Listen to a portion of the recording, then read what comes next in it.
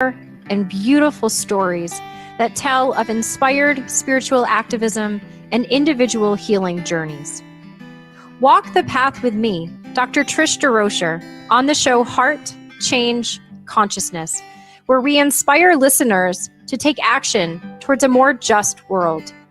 We'll hear from authors, change makers, influencers, activists, poets, filmmakers, and cultural workers who practice inspired spiritual activism and transform vulnerabilities into sources of strength. Heart Change Consciousness allows us to understand the world from different perspectives and highlights what is possible when we are fearless and open ourselves to our soul purpose and engage each other across boundaries. So let's self-heal and open the path to self-sovereignty. Heart Change Consciousness begins now. Hello, all. Welcome to Heart Change Consciousness. I'm your host, Dr. Trish DeRocher, and I'm here today with Dr. Aziz Fatnassi. Dr. Fatnassi is an anthropologist, an assistant professor of interdisciplinary studies in the core division, and also lead faculty in the degree design lab at Champlain College. A little tongue twister. Aziz's teaching and research focuses on multimodal literacy processes,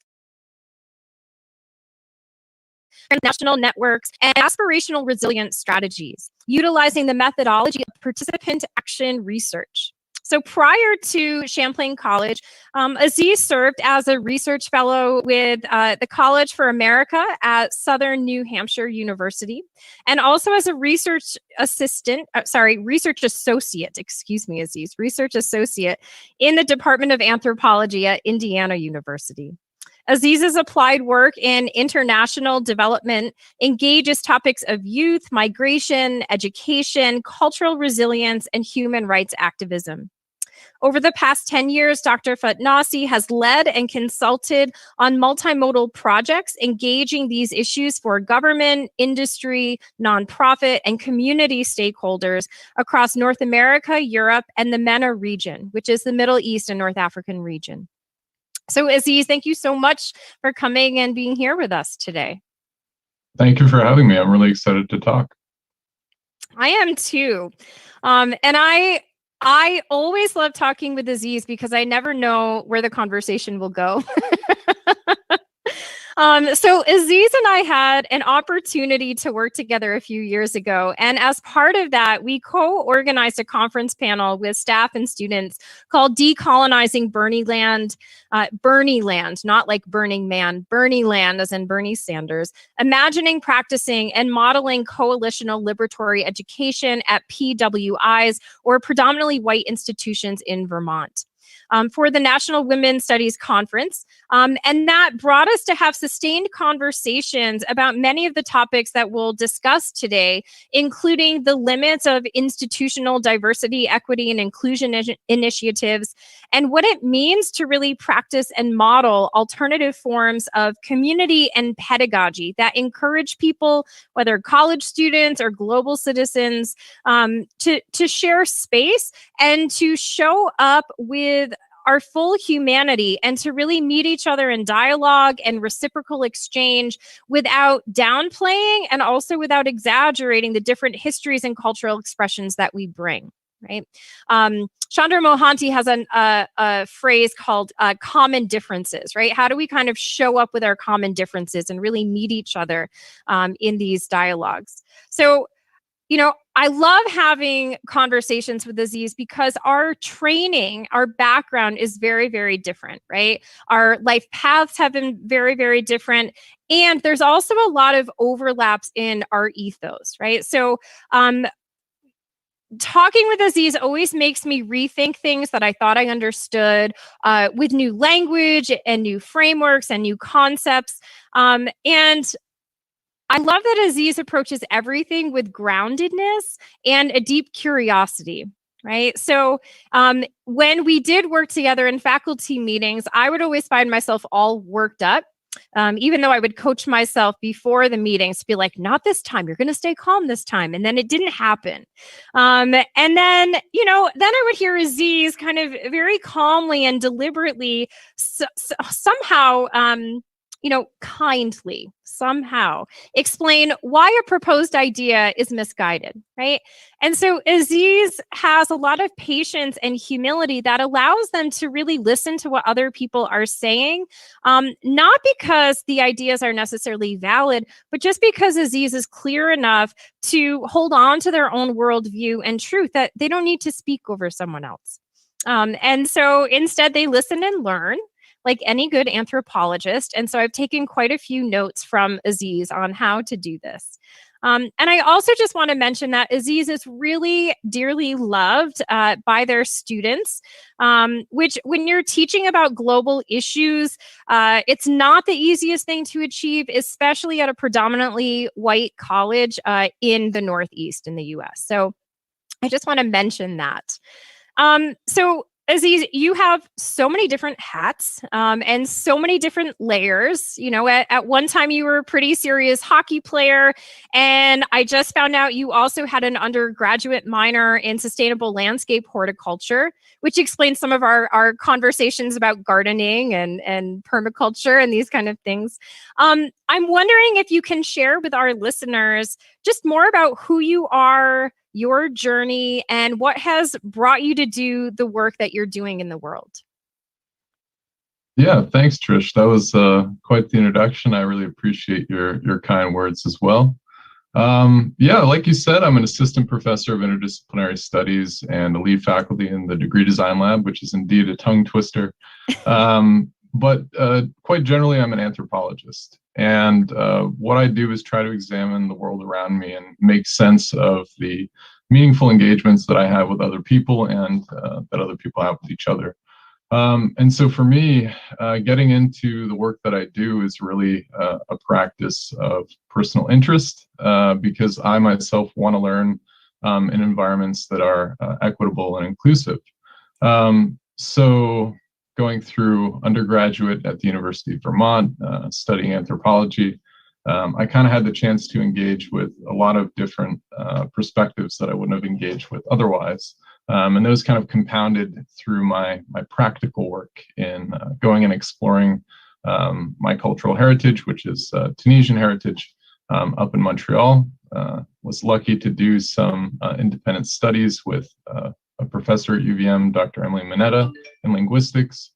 And essentially, this kind of spurred my curiosity and interest in cultural exchange. I myself had experienced some intercultural discomfort growing up as the child of a Tunisian and an American, and trying to fit in between two cultures was kind of confusing in many ways.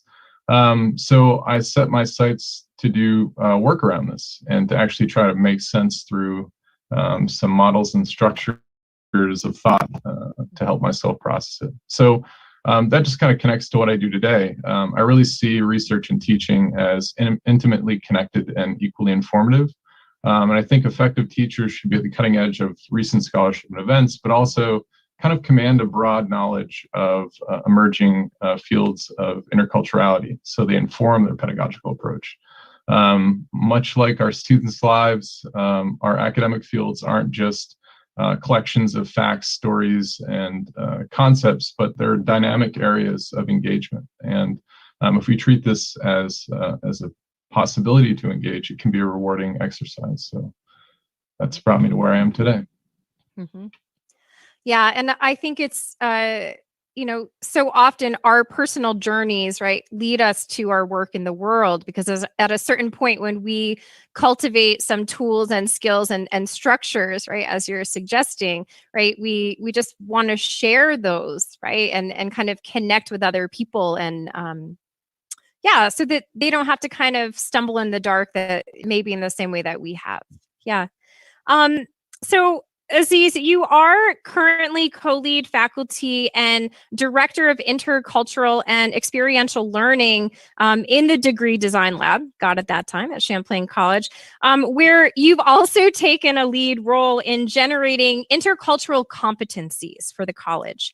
And so as part of prepping for our time today, I read a book chapter that Aziz wrote called Multimodal Ethnography as Pedagogy. developing interculturality in general education. And in this piece, Aziz cites a scholar, DeRocher, that defines intercultural competence as effective and appropriate behavior and communication in intercultural situations, which can be further detailed in terms of indicators of appropriate behavior in specific contexts, right?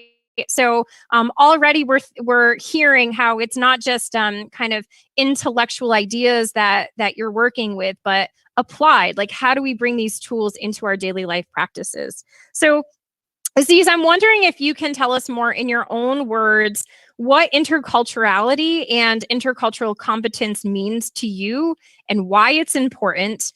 And then, what skill sets and mindsets and literacies are needed to create a space of intercultural competence. And then as I was sitting with this, because I was thinking about like the intercultural competencies, I'm wondering if there's a difference between intercultural literacy and intercultural competence, right? It feels to me like competence is like the bare minimum, like the basic that we want to get to, and that literacy might be something a little more skillful.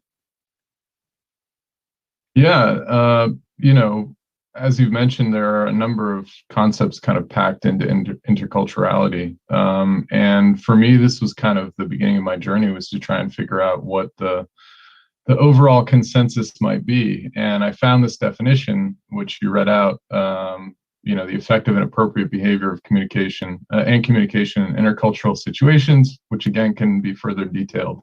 In terms of indicators of appropriate behavior in specific contexts, quite a mouthful. And I found it to be a bit generic. I mean, what are these indicators? What are these appropriate behaviors, and what are these specific contexts?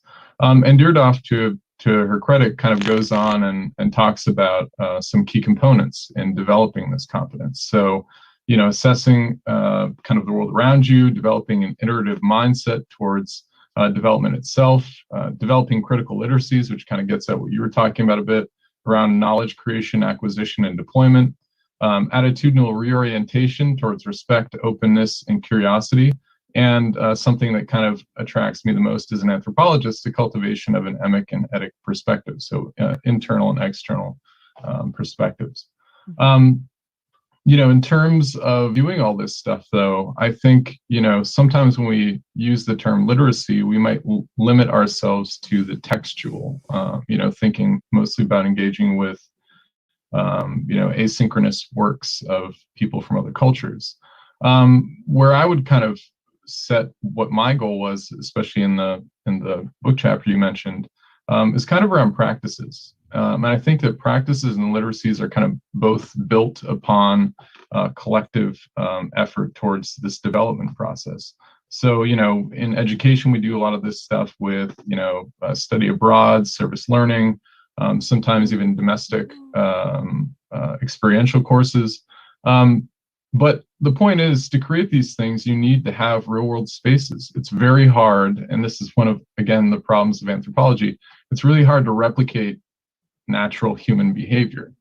So if we're trying to create these spaces where we artificially, develop students' intercultural competencies, we're kind of doing a half service. And so what interculturality means, I guess, at its heart, is getting out there and experiencing the world around you, and recognizing that your perspectives and behaviors and even the knowledge you have is culturally determined. And so are the knowledge bases and behaviors and actions of others. And to be a more effective member of the global society, you kind of need to have a sense of openness towards that and to engage other people on an equitable level. Yeah. So, I mean, the show is Heart Change Consciousness. And for me, interculturality is all about the heart, right? Like, we can talk about these concepts all day. We can read papers, we can come up with the words and the definitions, but interculturality has to be something that we actually embody, right? And I'm also thinking that in order to really meet each other in dialogue and ethical reciprocal exchanges, that also means that we need to kind of know who we are and our worldviews and what we're bringing into any exchanges or any spaces in which we are just coming to be with other people. So I'm wondering, if you could speak more just about those practices, because I think that's really, really important. Yeah, so this is kind of one of the more difficult tasks of making this, again, kind of broadly defined thing a bit more specific. And, working at a academic institution, this is always a practice of engagement and negotiation, because as academic specialists, we are disciplined, as the phrase might be, into a certain worldview. And so, even the meanings of certain terms have different definitions. So, first it's kind of developing that interculturality of working with people. But when I sat down with my colleagues and had some of these discussions, we kind of focused on several concepts. So achieving proficiency might require individuals to attend to the diversity of perspectives, practices, and beliefs found within and across cultures with an open, so thinking about ethno-relativity or, relating everything to your own positionality, or ethnocentric, that kind of dichotomy. Mm-hmm. Being reflexive, so being integrative versus exclusionary, seeing difference not as something that disconfirms a belief you have, but finding a way to incorporate that into your own practice. And curiosity, so this inquisitive versus, I guess, supercilious approach. I guess tokenizing, trivializing, otherizing difference can also be quite damaging, because we are indeed all humans, which is a commonality we have. And I think starting from that commonality, which might even be the most important factor, is really key. So finding that space, I think, is where you want to head off from. Mm-hmm.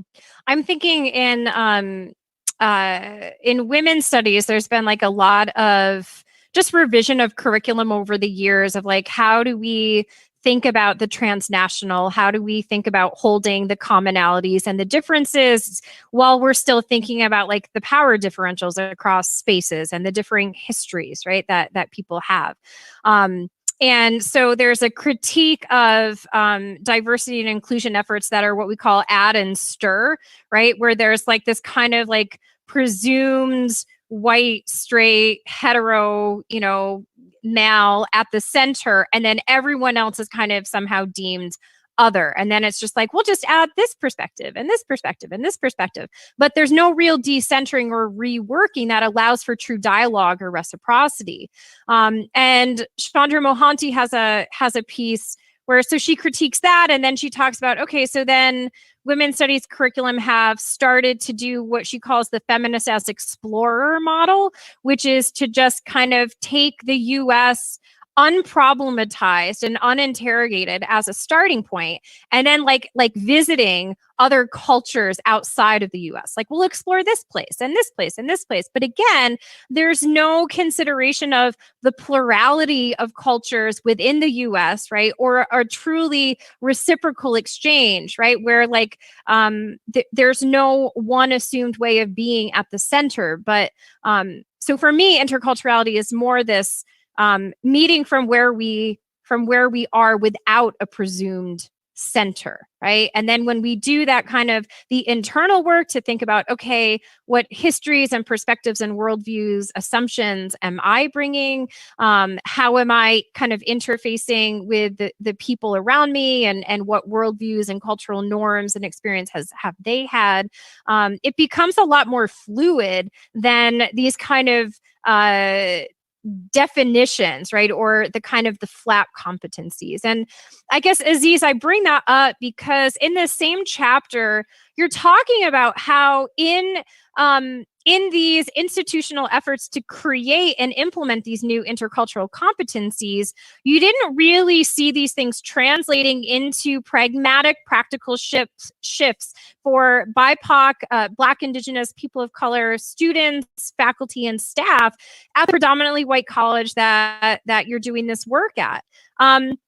And you kind of implicitly suggest that these efforts remained more as intellectual exercises, right? There's kind of like a spinning or spitting of ideas between colleagues, but there's not really a meaningful culture shift that is increasing the quality of life for BIPOC and international community members. And so in this piece, you kind of juxtapose this next to a more informal program that you helped to co-found called the Brotherhood Brunch. And you define this in your piece as a program, quote, for BIPOC men to gather in critical discourse, mentorship, collaboration, and resilience building, end quote, which you suggest offered a richer balance of international and US-based perspectives, and that your participation in these events, which again, these are events and not competencies, right? So there's like an embodied component, did actually open up more of a space of meaningful intercultural engagement. So Aziz, I'm wondering if you can share with us some perspective on the disconnect that you were witnessing between the more institutional initiatives and the informal initiatives, and what made the Brotherhood Brunches maybe feel more real. And I'm wondering how might a more horizontal approach to the informal gatherings differ from perhaps a more vertical, power dynamic approach to creating competencies, and just how your background in community-driven initiatives might have informed the kind of space you were able to cultivate. Yeah, thank you for that question. I mean, I think one of the things that often stymies a lot of my hope, I guess, is institutions. I think there's great benefit to institutionalizing things, but what we run the risk of, on the opposite side of having some standardization is over-standardization. So, terms like modernity, development, progress, culture, get codified in certain ways that, again, kind of privilege, as you're mentioning, this center. And so when we're thinking about kind of decentering our practices, one thing that I realized was I kind of had to get out of the classroom. The classroom is a very structured space, oftentimes, where you have a curriculum and a syllabus, and if you don't follow those things, sometimes you can have issues in terms of the disconnect between student expectations and even administrative expectations. And especially working in a general education department where you're again, as I mentioned, working with people from across the disciplines who may not necessarily have similar definitions, but might not even really think about those kinds of issues. It can be really hard to standardize that, which I get. That's a very difficult challenge. But what I found was stepping out of these spaces kind of allowed me to have kind of a super narrative and a meta narrative, I guess. So working with students, especially Black, Indigenous, and people of color who identify as male to college, kind of allowed me to both critique and support their work in those spaces. And in the description, we mentioned critical discourse, mentorship, collaboration, and resilience building. We found those things, and when I say we, I co-founded this with the director of the Office of Diversity, Equity, and Inclusion, which is kind of an interesting name for that office. But we thought long and hard about what couldn't be provided in both of our spaces, at least not in a way that was authentic and meaningful for the participants. And it was this kind of engagement. So what we decided to do was to talk with students over lunch, essentially, or brunch, to get in local BIPOC professionals who, in some instances, had experienced certain topics we were engaging with. Things like police violence, economic injustice, social injustice, and even just the everyday kind of living of life that one has to do, especially in the Northeast, while BIPOC. And to provide them with some sense of how these things play out. So speaking of interculturality, how do we navigate, as you mentioned in that Decolonizing Bernieland, a Bernieland culture. How do we engage with that form of, I guess, neoliberalism to kind of get to the experiences we want to and need to have to sustain us? And that was a big part of it, sustaining. I myself, during the year that we created this program, felt a bit dejected from the responses that institutions were giving to many of these events happening around the country and around the world. I wanted to talk a bit about Islamophobia in a way that wasn't perhaps curtailed by the confines of the institution. And so this space kind of allowed us to do that. We had, American and non-American participants, which I don't want to bifurcate their views geographically, but in terms of the conversation, we were able to kind of escape this monofocal context of how Blackness and indigeneity and being a person of color is experienced. Because there are some connections across cultures, in specificity, I guess, talking about the experience of Arabs in France or in many European countries, kind of juxtaposing those against the experiences of people of color in the United States, really kind of help them to see different ways of engaging and interacting with these experiences. So that was, I think, really, really key. Mm-hmm. Yeah. And what I hear you saying is just, as much as we need structures, we also need spaces that are less structured, because the institution and those, I don't know if you use the language of overstructure or hyperstructure, but it can kind of take the humanity out of our exchanges, right? And so when we can cultivate spaces where we're able to just really dialogue and share ideas, right? Detached from a grade book, right? But also detached from the institutional objectives, to really just meet each other in the moment and to talk about, lives and experiences and perspectives and what we've noticed, right? Like, that's really important. And I think that there's so much of a shrinking of the commons. There's not a lot of spaces to really do that.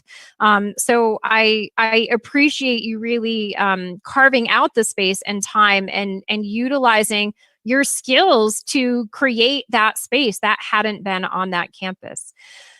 So we are going to take a quick break. And when we come back, Aziz is going to share with us some of the pedagogical techniques that they've come up with to really build intentional intercultural exchange, both inside and, again, outside of the classroom, right? Like Aziz has been sharing with the Brotherhood Brunch, and also the role of spirituality in this work. Like, where is there room for the heart in intercultural exchange? So I hope you'll return after a short break.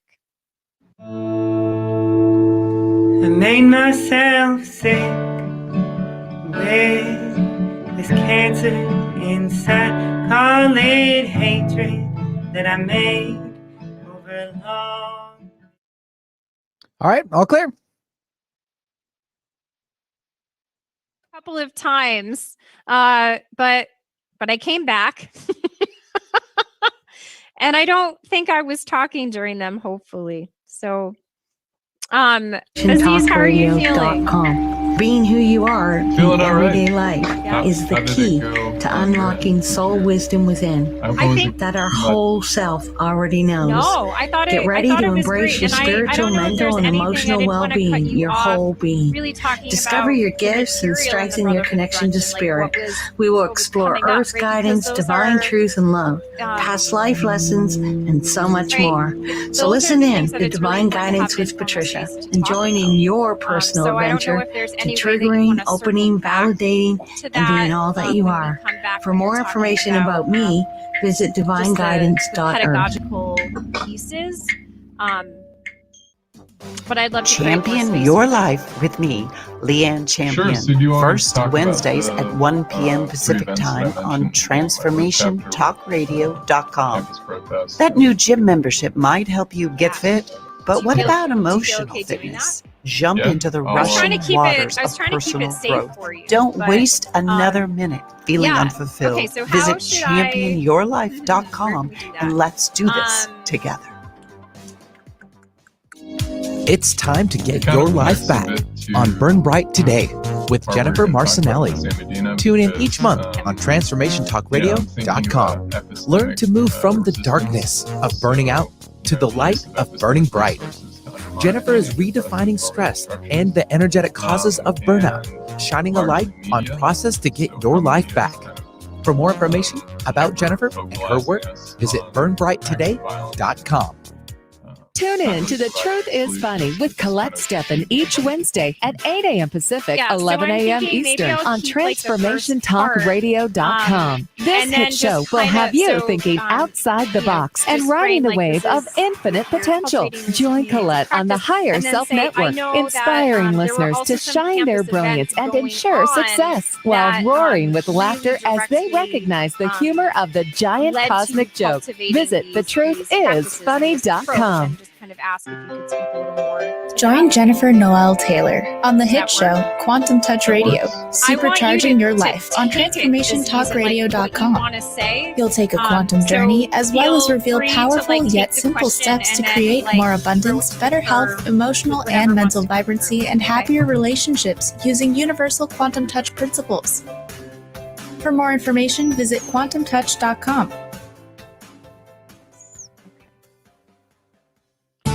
Healing has a ripple effect. One person's healing affects everyone around them. This is where the power of sharing our stories can be so important. Tune in to Playing on the Edge Radio with Megan Edge each month on Transformation Talk Radio, as Megan provides you with ways of sustaining radical and powerful changes in your life. Enact the power of radical change. To find out more about Megan Edge, visit her website at meganedge.ca. Moving around and doing it. Y'all ready to come back in? Yes. All right, stand by. Before me, but I held onto the reins and let it ride. Now I'm tired of feeding. Does not make me come alive. Yes, I am. Hello, all. I'm Dr. Trish DeRocher, and you are joining us today on Heart Change Consciousness. We're coming back. We're here with Dr. Aziz Fatnassi. Dr. Aziz Fatnassi is Assistant Professor of Interdisciplinary Studies and Director of Intercultural and Experiential Learning in the Degree Design Lab at Champlain College. And today we're discussing the limits of institutional diversity, equity, and inclusion efforts, and also innovative pedagogies or kind of teaching and engagement strategies for building communities of intercultural practice and engagement. So where we left off, we were talking about one of Aziz's kind of points of entry with the Brotherhood Brunch and creating these spaces and pockets where there can be more intentional, informal intercultural exchange on college campuses. And, you know, I'd love to think a little bit more in terms of inside the classroom, right? So there's like the institutional, mandates that are kind of coming down that you're even working with in terms of intercultural competencies. There's the informal spaces outside of the classroom that you're cultivating, through the example of the Brotherhood Brunch. And then there's also your teaching practices inside the classroom. And I've always thought about the classroom as kind of a micro level of the macro, right? Or a microcosm of the macro, where everything that's going on out in the world is also happening in the classroom. So the more that we can kind of help students see that and have some skills, it's not just for the classroom, but also how they can bring that out into the world. So Aziz, you've been using the language of cultivating a multimodal ethnographic approach while incorporating philosophies of engaged pedagogy, including the work of Black feminist theorist Bell Hooks, to what you name cultivating communities of practice, which I love. Communities of practice. Like, community isn't just a noun, it's a verb. It's something that we cultivate and actively participate in.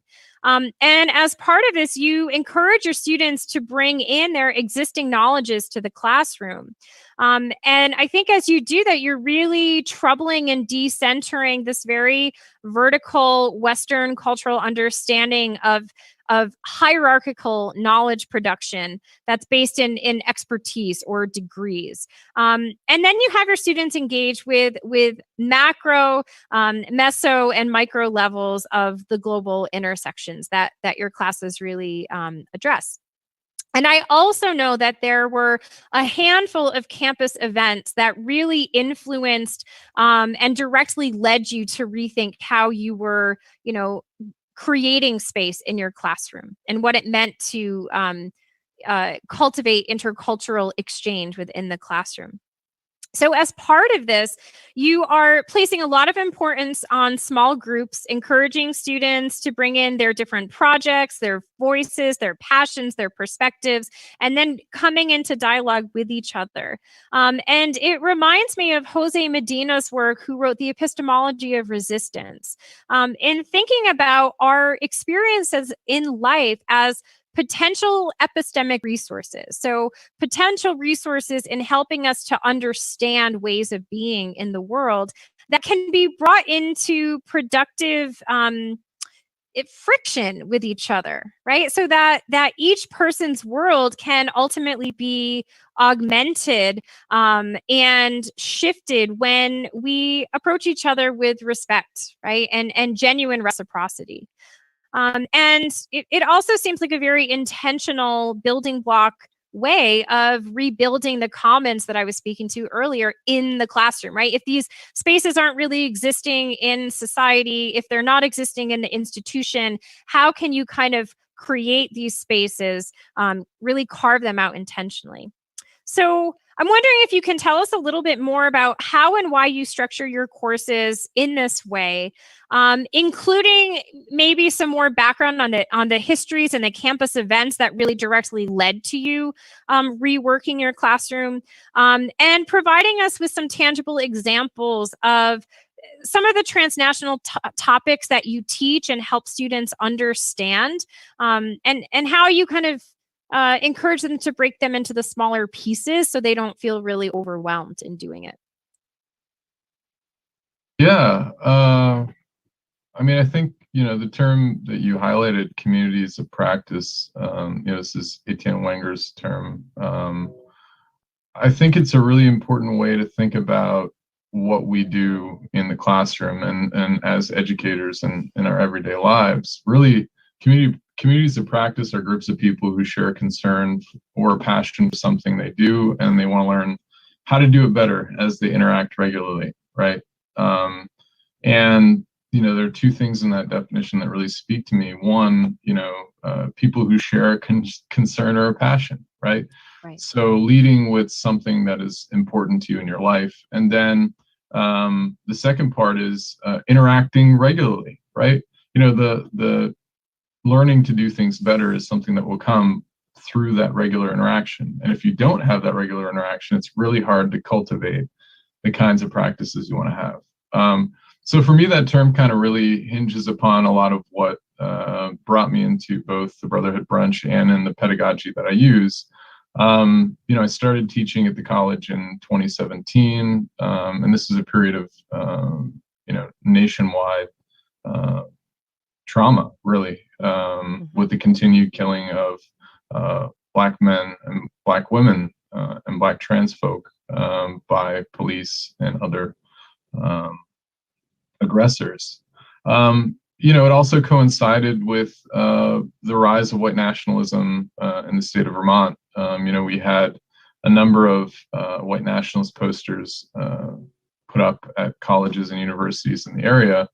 And this was a very concerning time. the sense of instability, precarity, fear of personal harm was very omnipresent. And as a BIPOC individual who grew up in this area, I mean, it's not the most unfamiliar feeling to me, but it was definitely palpable how it affected people's behaviors on campus. And I mean, it's a really tough topic. How do you engage with something like this with a group of 18 to 21-year-olds, 22-year-olds, and have a discussion that is kind of both grounded, but also allows people to kind of express their true selves. How do you let people bring different truths into the classroom about personal experience and about collective experience? And I saw students doing this themselves, so going out and having protests on campus, or walking in on faculty senate meetings, or otherwise doing these acts of resistance, and even acts of resolution, right? So students came up with this acronym called SNAP to help professors kind of understand how to de-escalate these situations in the classroom, stopping discussions, naming issues, addressing those issues, and promoting change. And I thought to myself, well, this is the base level, right? This is what they expect us to do. How can we go beyond that to create more inclusive spaces where perhaps, not just the professors are engaging in that behavior of the SNAP acronym, but also teaching others how to kind of be responsible members of this community. And this is where I kind of stumbled on, some of the theory around engaged pedagogy that Bell Hooks was writing about, drawing from Paulo Freire and others, but essentially saying, when we step into these rooms, whatever they are, classrooms, office spaces, even your own home, recognizing that there is a different experience every time you walk in there, and you're dealing with, like I was saying before, this kind of uncontrollable, combination of ingredients. And so to be an effective person in an intercultural way requires that you kind of address that difference, that you don't just treat every experience as the same. So for me, that was getting to know the students very well. I play a lot of kind of fun games around getting to know each other. We have one called I'm Going to a Picnic. And this, transforms depending on what I teach. I teach a class on, the revolutions of 2010 and ongoing across the MENA region. And, teaching this to students in the campus and environment we have is kind of sometimes in their minds disconnected, but we do, I'm going to a revolution and I'm bringing, right? And so students will say their name and then what they're bringing, and they'll try to memorize what everybody else has and their names, hopefully. And when we kind of get to the end and everybody's, there's 23 names, 23 different things that are being brought, I'm like, okay, well, who do you pick, right? Who's going with you? And, we have discussions about what people choose. Some people choose signs and I'm going to bring food. And some people are like, no, I'm going to bring weapons, right? Now, this is a very real experience, but having somewhat decontextualized it from a direct experience, we kind of have the chance to have a more open discussion about it, and especially from something that is so far removed from a student's everyday experience, at least the students that comprise my classroom. They kind of start making those connections themselves. So I guess in a roundabout way, trying to get students to experience interculturality, not just teaching them the concepts. It'd be all well and good if I could walk into a classroom and say, okay, listen, everybody, here is the theory that you need to know to do this. But for many students, that just doesn't cut it. And so, even thinking about how I teach certain subjects, talking about globalization and the world around me, it's not just texts. I have students engaging with people who are from the countries that we're talking about who are experiencing the things that we're trying to understand, and not in a way where I'm moderating what that person's saying or otherwise curtailing them, but allowing them to express exactly what's happening. For a lot of us, we get our knowledge of the world through the news, and this is a filter bubble, just like the internet or any of these other multimodal technologies that we engage the world through. They're also lenses, right? So we kind of have to sometimes find ways to move those lenses aside or take them off if we can, to see the world as other people see it. Mm-hmm. Mm-hmm. And Aziz, as you're talking, it's like I can actually feel the walls of the classroom begin to fall away, right? It's how do you take this very artificial container and actually make it mean something, right? So there's not this there's the inside and then there's the outside. No, everything that's happening out there is also happening in here, right? And how do we kind of shift that? I also really appreciate you talking about the dynamic ways that space is made and remade, right? So I used to think about that. Sometimes when I was still college teaching, I would teach in the same classroom 4 classes in a row, but that physical space felt completely different, right? With each class and with each day, right? So, even the same cohort of students would feel different, and I would feel different, right? From day to day. So, I would always think about the classroom as a contact zone. And it's a cultural studies term for thinking about spaces where people who would probably never come into contact with each other intentionally, right, of their own accord, are suddenly, brought together to share space. And there's potential in that for, epistemic growth. So city parks, public transportation, these are examples of contact zones, but the classroom space is a very intentional contact zone where its purpose is to really, kind of learn more than we now know together, right? And to potentially create that community. And I also want to name that the college classroom is only one site pedagogy for you, right? So, you do work in all sorts of different spaces outside of the college setting. And I also know that your work as an anthropologist brings you into quite a few contact zones.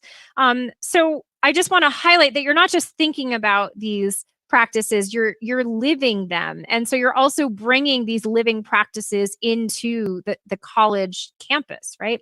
I'm wondering if you can just share with us some other pieces of your work and how this work really comes to impact the way you're thinking about intercultural learning.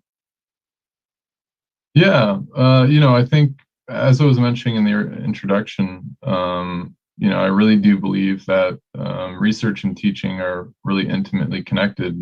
Beyond that, I think, the lived experience of individuals should be intimately connected to that as well. And for me, one thing that's kind of led me to the work that I do is my personal life. The fact that I, try to work around the issues of social justice that I study, so that it's not just a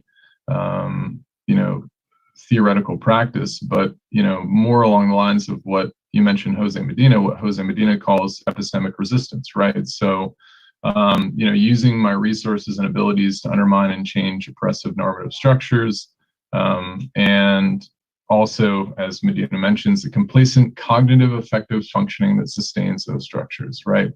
It can be really overwhelming when we look at the world and we think to ourselves, there is a lot wrong with the world, right? It's this paralyzing notion. And, I think in some ways it's paralyzing because we can't predict what other people are going to do in response to the world around them. We don't have this ability to, have this harmonious mental perception where we all suddenly see the same thing. We do have to negotiate the world around us through this difference. So in my other work, which largely is with nonprofit organizations, educational institutions, and the like, I try to work on developing interculturality in practice to really help these organizations find ways to spread their message across, national territories and even, regional territories. One organization that I've worked with pretty extensively is called Solidarity Works, which is a woman-led nonprofit in Bulgaria that runs programs for youth and adults around issues of social justice, social change, and leadership. And this summer, I had the privilege of working with them on an Erasmus exchange program for young leaders, and the topic was around social justice and storytelling. And so, this is a really interesting concept to combine. When we think about social justice, we do think about the narratives that uphold them, and also resistance narratives and counter narratives. And what I started to realize through this experience was something that I'd experienced in my earlier work, which is, we know things as academics that people know as people. These concepts that we have complex terms for are floating around and being operationalized by people every single day. And so, when we're talking about, resistance stories, somebody's like, oh, well, this is talk-back, right? Like, this is just how you talk back to. I'm like, yeah, it's a pretty good term for it, right? So once we kind of established that common ground, it was a good space for us to now negotiate process. Like, how do we actually do this? And, I could bring my perspective in from the spaces that I've engaged with, and so could the participants. And it was through that co-construction that we kind of came up with this interculturality of ourselves. We had people from 7 different countries who had, very different conceptions of the world around them, but somehow we were able to create a community for, 7-8 days where we were living in a house together and kind of taking care of the house and, providing all of these community services that, if we had been separate, I don't know if we would have even thought to do it on individual terms. But, these kinds of things are what I'm invested in most of the time these days. And I find that, community action research is kind of my target here. So trying to get the communities that I work with to engage these practices in a critical way so that they can build up, epistemes of their own that they can use to counter those hegemonic narratives about how and why and where and when things happen. Yeah, beautiful. I'm just thinking about the importance of youth leadership, right? When I was making my exit from the college that was about the time period that you were talking about, and I was just like, oh, okay, the youth have it. Right? Like they're the ones who are really pushing, like, these structures, these institutions are not working, right? So instead of kind of being like the teacher, how can I actually just like be in shared space to cultivate and create these new intercultural liberatory spaces, right? Wherever they are. And that's what I hear you really saying.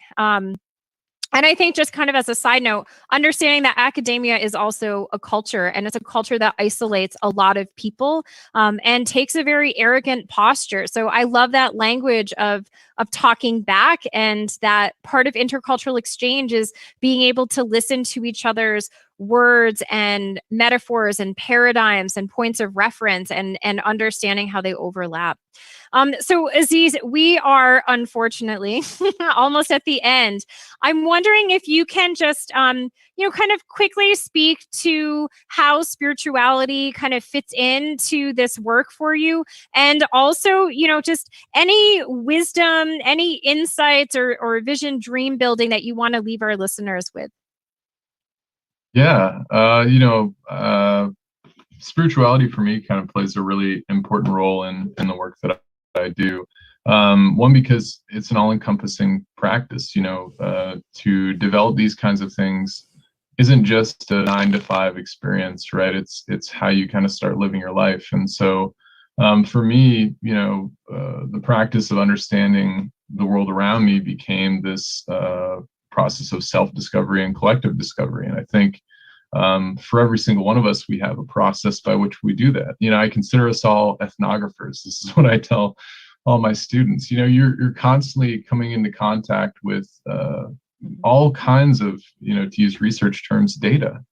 And if you just let it kind of bounce off you and don't, take into account what it's trying to lead you to, you might find yourself lost. But if you can find a way to develop a critical consciousness, some center of yourself, or even decenter of yourself from which to engage this, I think you'll be in a better place. Yeah, that's beautiful. I use the language of data in my coaching sessions and spiritual work. So I feel like that dovetails. That's like, us having different pathways and different trainings and finding those overlaps. So Aziz, thank you so much for coming and being here with us today on Heart Change Consciousness. If you're interested in listening to other episodes of Heart Change Consciousness or finding more out about my work, you can just visit transformativeconsciousness.com. That's transformativeconsciousness.com. And again, Aziz, thank you so much for being here with us, and listeners, thank you for coming and being here with us today. Be well. All right, all clear. Nice job. All right.